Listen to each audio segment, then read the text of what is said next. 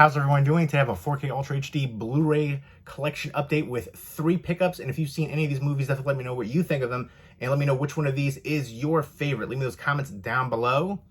And first up is The Flash, which is a 4K digital copy combo pack right here. No Blu-ray in this one.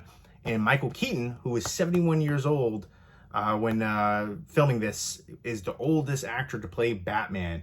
I think that Adam West was in his late 80s when he voiced Batman, but he didn't actually play him on screen, TV or movie-wise. So I thought that was really interesting.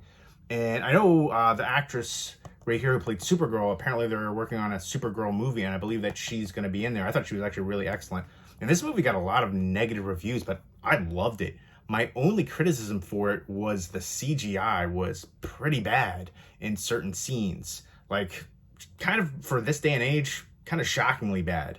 And for this big budget movie for DCU, you know, like I was expecting better for that. Like, that was really the only thing I didn't like about it. There's a couple of little things I could, pick out here and there, but overall, I loved it. Way better than the reviews that I was hearing. Like, a lot of people were saying it's one of the worst, DC movies, one of the worst superhero movies. No way. For me, this is like one of the better DC movies of recent years, outside of like Robert Pattinson's Batman. That one actually was excellent. Robert Pattinson was excellent in the role. If you haven't checked out Rover or some of his other movies, definitely check them out. Especially like Rover, I feel like it's so underrated. Was it High Life too? But yeah, I feel like people were crapping on him just like Ben Affleck when it was announced. And I remember doing a video for Ben Affleck, coming to his defense that he's actually a good actor. They've come a long way since their previous movies, Geely and, Twilight, things like that. So, give these actors a fair chance. Don't just base them off of one, series or role or something like that. Because Robert Pattinson was excellent in the role as Batman. And I like seeing all the different characters and multiverses, if you will. I don't know if this is part of like the Flashpoint kind of like thing. I remember in the comic books that was a topic in there, and it's kind of like that. He goes back, he finds a way that he can travel so fast he can go back in time, and he's trying to save his mother and save his family, really, for his father, who was framed essentially, or kind of placed blame upon for the mother's death, and he's going to be sentenced to death himself. So he's trying to prove the father's innocence and save the mother. But by going back in time like that, he creates like a parallel universe and timeline. And in certain ones, like certain characters don't exist, or they're other people, including that one right there. Instead of Ben Affleck in this timeline, it's Michael Keaton. And as another thing too, there's all these other ones, and I don't want to give too much away with the spoilers because it's still a new movie. That's one of the things I really appreciate, seeing all the different cameos, and especially the one towards the end I thought was super awesome to see for a movie that never got made. Got a lot of buzz, and I didn't actually hear anybody talk about that scene, which was surprising because people love to spoil movies. But I thought this one had a good range of action and a mix with emotions. I like the cast a lot here, and I have to talk about Ezra Miller and the controversy with him, all his different legal issues. Some of it I read into, and it feels like his reactions were justified, and some of the things that he was accused of seemed to be something that he shouldn't have been accused of. But then other things seemed kind of crazy and maybe like drug related, induced in his mind. But I know early on in his career he got arrested for weed. That was a thing, and I feel like if that would happen today, it would be less of a big deal. It's more socially acceptable and stuff like that. But some of the other things are a little weird, but I appreciate that DC, kind of stuck to their guns and didn't, bow to the cancel culture that we have today, because a lot of the stuff you don't know for sure what happened, and you hear other sides later. So people are so quick to pass judgment, and I feel like that's such a thing, especially online. You see people just something so completely innocuous, and then people just making these crazy comments. It's just like mind-blowing. People think like this, and there's so many that do. But granted, I don't know all of the different things. Some of it seems a little weird. Other things I'll give him kind of like a pass on. But I still think he's an incredible actor, and he's not doing things like Roman Polanski or Victor Salva, Woody Allen, so many other people. He's not on that kind of thing, that plane. And some of the things that he's accused of, he shouldn't have been accused of, in my opinion, or things were blown out of proportion. But other things seem a little weird, and I'm just gonna, say, hey, we don't know the whole details, and I'm gonna, not pass judgment so much. But I feel like you have to mention that when talking about him now, his legal controversies. And I do think he's actually a really talented actor. If you haven't seen the movie We Need to Talk About Kevin, super incredible, high recommendation. That movie was intense, and his performance was incredible. That was like a punch in the gut movie. But I love the visuals here outside of the CGI. The action was incredible. All the different actors supporting role, and just them trying to save these different timelines and different characters and stuff like that. Again, just the range of emotion, the interaction, the comedy too, some great comedic elements. I love this one. Again, one of my favorite DC movies of recent years. And let me know what your favorite DC movie is, your favorite DC comic book character, and your favorite comic book character of all time, and your favorite comic book movie of all time. So many great ones out there. And don't listen to the reviews, in my opinion. Make your own judgments. Even if your differs from my own, that's fine.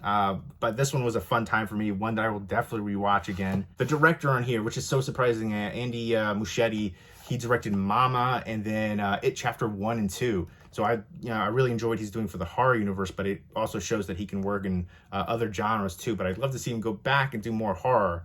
And I'm looking forward to the Supergirl movie because I really like that actress a lot too. I don't know if it'll say her name on here or not. I don't see it, but there's so many different people in here that deserve more appreciation for their roles. And I really enjoyed her in there. It makes me think of like Gal Gadot. She like blew up, playing Wonder Woman, deserved way more love and money for the role. And so it's nice to see some of these actors and actresses who have been around for a little bit, like she was around for a bit, and getting more appreciation. And I think the home video presentation was really good here too. The audio and picture quality, the Dolby Atmos really shined here. And then the picture quality, some great details, black levels. I think the only, gripe I have with the picture quality was, again, where I had that terrible CGI. And I feel like you saw that a little bit, the details that you don't want to see so much kind of shine through, which is, again, more of a reflection on the terrible CGI than necessarily the picture quality in those scenes. So I thought overall, a really great release from Warner Brothers. And again, some nice special features right here. I like the artwork choice too. And there are several different releases for The Flash. So if you're a big fan, you can get other different releases. Next up is Promising Young Woman. I remember watching this when it first came out, and I just thought it was a powerhouse performance from Carey Mulligan. Let me know what your favorite Carey Mulligan movie is. For me, like Drive and Shame are by far, and then this one are my favorites from her. She's been in a bunch of other stuff, but she's the driving force here. I like the supporting cast too. You got Bo Burnham, was it Adam Brody, the guy from the OC, a few other recognizable people. Clancy Brown, he's always excellent. I always like Pet Sematary too. I love him when he's like a villainous character. Yeah, I'm trying to remember some more of the people. Alison Brie, writing's always so minute on the back. A Promising Young Woman. This one really is just about a woman who went through a assault, and it just changes her life, and she's trying to stop these guys from doing it. Like, she pretends to be really drunk when they take her home, and then she drops the act and turns on them.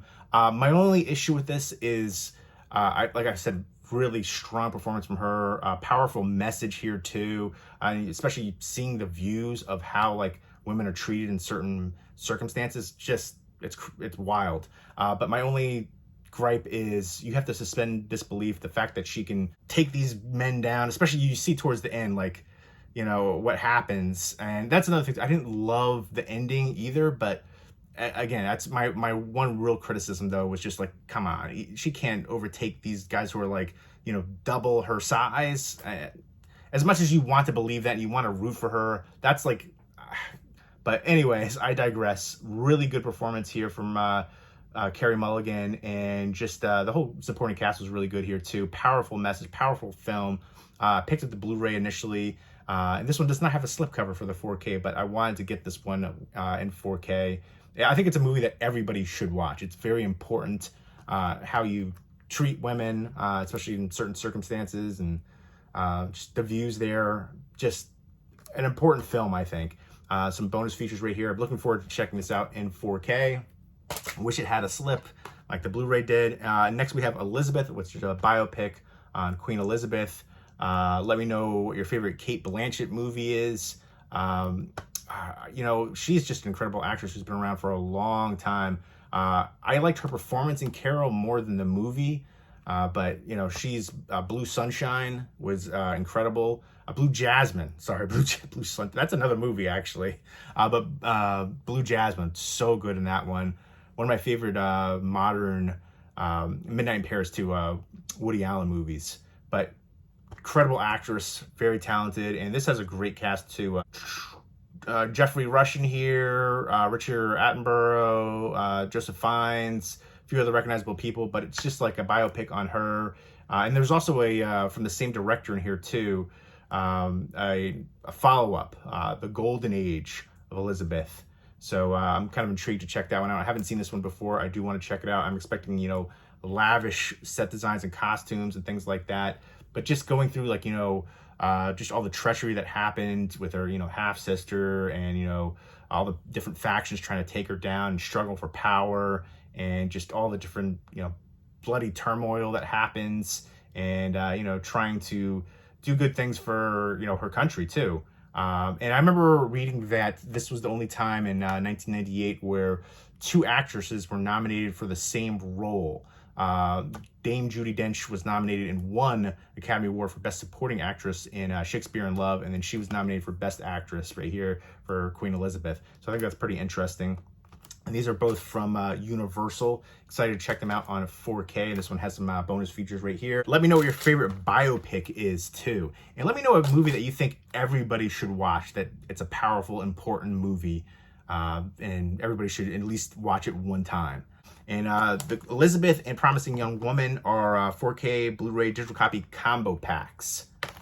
Unlike The Flash, I feel like we're seeing a lot more where it's just the 4K disc and the digital copy. I like having the Blu-ray in there too. I just feel like we've been conditioned to expect that. So when they don't have that, or especially like if it's like a collector's edition and it doesn't have the Blu-ray, I feel gypped. So there you go. Those are the 3 pickups. Let me know again if you've seen any of them, what you think of them, and let me know which one of these is your favorite. Leave me those comments down below. Look forward to more updates coming up soon, and hope everybody's doing well. Take care.